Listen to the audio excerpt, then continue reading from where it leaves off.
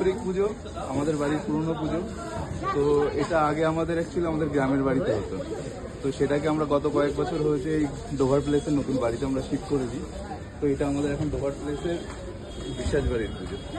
আচ্ছা, কত বছর ধরে আপনারা আমাদের বাড়িতে এটা পূজা করছে করছেন? এটা 20 বছর, কত বছর ধরে পূজাটা করছেন? 20 বছর ধরে আমরা পুজো করছি। আচ্ছা, এই গঙ্গার জলে যে পবিত্র স্নান করিয়ে নবপত্রিকাকে স্নান করিয়ে আপনারা নিয়ে যাচ্ছেন, আপনারা কিভাবে যাবেন এখান থেকে? বেসিক্যালি আমরা এখান থেকে গাড়ি করে এসেছি, তো এখানেই আমরা এই জল নবপত্রিকা স্নান করে আমরা গাড়ি করে আবার চলে যাবো আমাদের মন্দির।